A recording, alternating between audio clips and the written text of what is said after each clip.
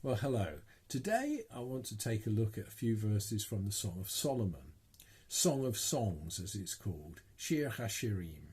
And when the rabbis were considering including this in the Bible, Rabbi Akiva called it the Holy of Holies, the place where you would discover something of the intimacy of God's love for Israel.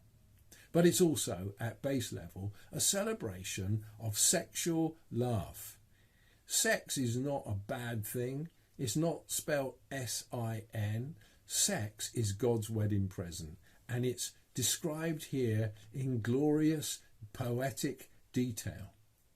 There's full of praise, each for the other, the lover for the beloved, and the beloved for the lover. They enjoy one another. They long for one another. They find one another. They're with one another in different places. He's brought me into the banqueting house. His banner over me is love. But literally, that's the house of wine. Perhaps it's the place where the wine was prepared. It's the vineyard. I don't know. But what we find is a desire. It's full of comparisons. My beloved is the fairest among 10,000. It's full of praise. It's full of longings. It's full of dreams and fears. And it's full of the joys of a man with his wife, the wife with her husband. And yeah, it's like. There's a lot of liking in this book.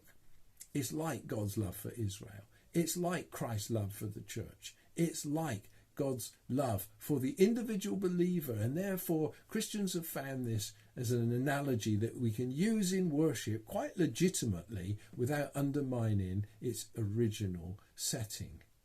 At the end of the book, we find this. Love is as strong as death. It's jealousy, unyielding as the grave.